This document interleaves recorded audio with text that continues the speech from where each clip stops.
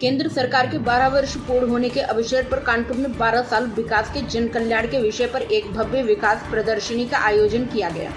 यह प्रदर्शनी शहर के ब्रजेंद्र स्वरूप पार्क में आयोजित की गई, जहां केंद्र सरकार की विभिन्न जन कल्याणकारी योजना, विकास कार्यों और उपलब्धियों को प्रदर्शित किया गया।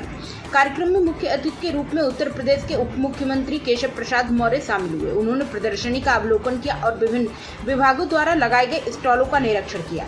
इस दौरान केंद्र सरकार की पिछले 12 वर्षों की विकास यात्रा और जनहितकारी योजनाओं की जानकारी आम जनता तक पहुंचाने पर जोर दिया गया। कार्यक्रम में बड़ी संख्या में जनप्रतिनिधि, अधिकारी, कार्यकर्ता और आम नागरिक मौजूद रहे। प्रदर्शनी में लगाए गए स्टॉलों के माध्यम से लोगों को सरकार की विभिन्न योजनाओं और उपलब्धियों की विस्तृत जानकारी दी गई। लोगों ने भी प्रदर्शनी का अवलोकन कर केंद्र, राज्य और सरकार की जनकल्याणकारी योजनाओं के बारे में जानकारी प्राप्त की। आयोजकों के अनुसार इस प्रदर्शनी का मुख्य उद्देश्य केंद्र सरकार के 12 वर्षों के विकास कार्यों, जनकल्याणकारी योजनाओं और देश के समग्र विकास की उपलब्धियों को जनता के सामने प्रस्तुत करने का है। आज कानपुर नगर में आयोजित प्रेस वार्ता में भारतीय जनता पार्टी के हमारे क्षेत्रीय अध्यक्ष श्री प्रकाश पाल जी, हमारे कानपुर के लोकप्रिय सांसद श्री रमेश अवस्थी जी, हमारे 3 जिला इकाइयां हैं, उसमें से 2 के एक ही अध्यक्ष यहाँ मौजूद है, शिवराम जी, और बाकी अपने अपने क्षेत्रों में कार्यक्रम में हैं। और हमारे लोकप्रिय माननीय विधायक श्री महेश त्रिवेदी जी, श्री सुरेंद्र मैथानी जी, पूर्व विधायक श्री रघुनंदन भदौरिया जी। आज आप सबसे संवाद करने का विषय माननीय प्रधानमंत्री श्री नरेंद्र मोदी जी के नेतृत्व में 2014 में देश में हमारी सरकार बनी। जब देश निराशा के गर्त में डूबा हुआ था, लोगों को लग रहा था कि भारत विकास के पथ पर कभी आगे नहीं जा सकता है, जो गरीब आदमी है उसके जीवन में बदलाव नहीं आ सकता है, युवाओं का भविष्य उज्जवल नहीं हो सकता है, अन्नदाता हमारे किसानों की आमदनी नहीं बढ़ सकती है, महिलाओं का सशक्तिकरण नहीं हो सकता है। इस प्रकार के निराशा में डूबा हुआ देश जब 2014 में भारतीय जनता पार्टी को पूर्ण बहुमत मिला और माननीय श्री नरेंद्र मोदी जी देश के प्रधानमंत्री बने, तो उन्होंने एक जो लक्ष्य दिया, विरासत भी, विकास भी, गरीब कल्याण भी, और इस दिशा में 12 वर्षों में रिकॉर्ड बना है। इतने काम हुए हैं जो कभी पहले की सरकारों ने अगर किया होता इसी स्पीड में, तो आज दुनिया में नंबर 1 पर भारत होता। लेकिन देर आए दुरुस्त आए, यानी हमारी सरकार आने के बाद देश तीव्र गति से आगे बढ़ रहा है।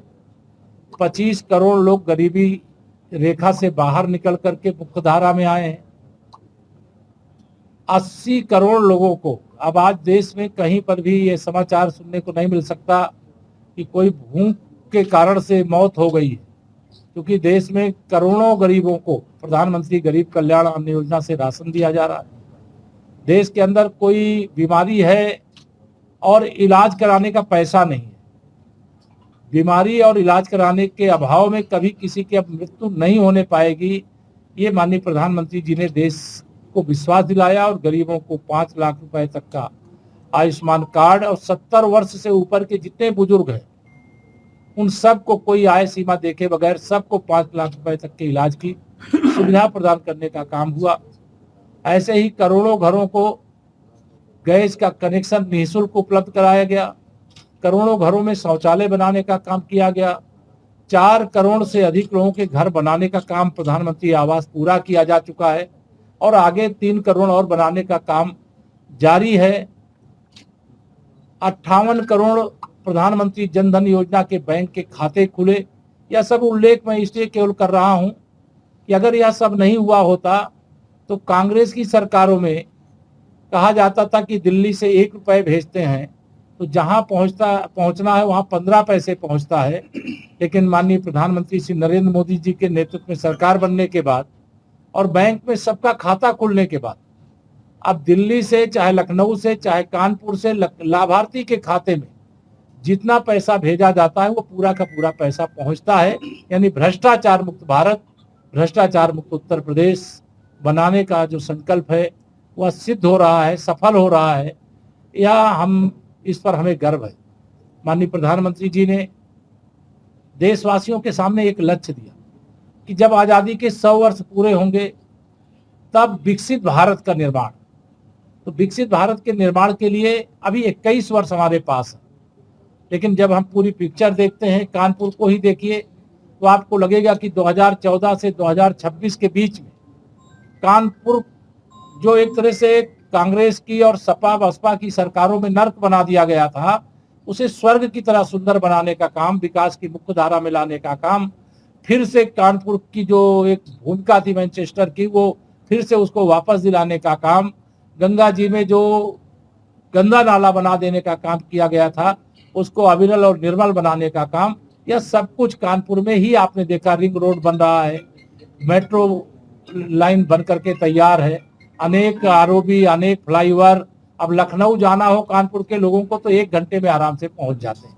तो यह भारतीय जनता पार्टी की सरकार की उपलब्धि है और आने वाला समय भारतीय जनता पार्टी की दृष्टि से, जैसे वर्तमान में हमारी डबल इंजन की सरकार चल रही है, वैसे आगे भी डबल इंजन की सरकार रहेगी। सपा बसपा कांग्रेस या तीनों एक होकर के लड़े तो भी, और अगर अलग अलग लड़ेंगे तब भी भारतीय जनता पार्टी रिकॉर्ड विजय प्राप्त करके यूपी में 3री बार और देश में 4थी बार, और 4थी बार क्या, मैं तो ये कह सकता हूं कि 2047 तक बार बार भारतीय जनता पार्टी की देश में प्रदेश में सरकार यह बनने वाली है। और समाजवादी पार्टी पूरी उम्मीद रखिए, जो हश्र टीएमसी का पश्चिम बंगाल की राजनीति में हुआ है उससे बुरा हश्र समाजवादी पार्टी का 2027 में चुनाव में चारों खाने जब चित होंगे तो ये सैफई में नजर आएंगे। इतना मुझे कहना, कोई चीज। सपा का कहना है कि बीजेपी नकारात्मक राजनीति में करोड़ों खर्चा कर रही है। ये दृष्टिकोण है सोचने का। सैफई का चश्मा निकाल करके कानपुर का चश्मा लगा लेंगे तो उनको ध्यान में आएगा कि नकारात्मक नहीं सकारात्मक सोच के साथ भारतीय जनता पार्टी काम कर रही है, और इसलिए देश और प्रदेश हमारा आगे बढ़ रहा है। इसलिए कानून व्यवस्था चुस्त दुरुस्त है, गरीबों के जीवन में खुशहाली आई है, परिवर्तन आया और सभी आनंद मग्न है, और 3री बार सरकार बनाने के लिए सब तैयार है। सर, भ्रष्टाचार मुक्त की बात की आपने, राम मंदिर में ही इतना बड़ा भ्रष्टाचार हो गया। इसकी एसआईटी जांच तो हो रही है लेकिन अभी तक एफआईआर नहीं। राम मंदिर में भ्रष्टाचार हो गया ये मत कहिए।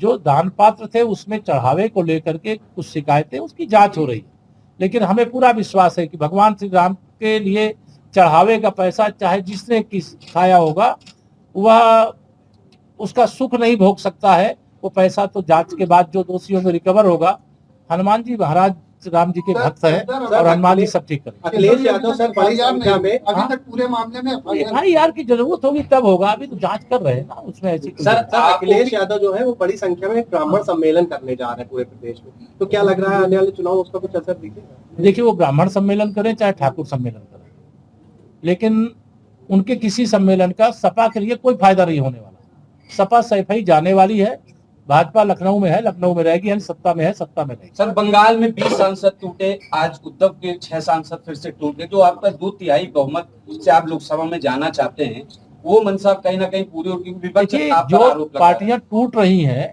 उनको टूटने से बचाने का काम भाजपा का नहीं है।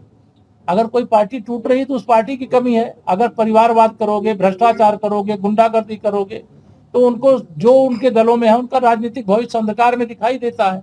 तो वो कोई दूसरे दल का ठिकाना, इसमें से कोई भाजपा में नहीं आया कि कोई भाजपा में आके शामिल हो गया, भाजपा ने तोड़ दिया, भाजपा ने नहीं तोड़ा। रामगोपाल यादव अमित शाह के संपर्क में है सर, अमित शाह के संपर्क में है रामगोपाल यादव। मुझे तो मालूम नहीं, आपको मालूम होगा। राजभर ने कानपुर में दक्षिण में 100 बेड का एक बड़ा अस्पताल है और काफी सालों से ऐसे ही पड़ा हुआ है, कुछ भी उसमें नहीं हो रहा है, जबकि वो बन गया, सब कुछ हो गया। जानकारी में है, उसकी कार्रवाई आगे बढ़ेगी। सर, विधानसभा चुनाव से पहले सपा के सांसद में कुछ ऑपरेशन चलेगा कि सपा में तो अभी 25-26 सांसद टूटने को तैयार बैठे, हम लोग तोड़ ही नहीं रहे हैं।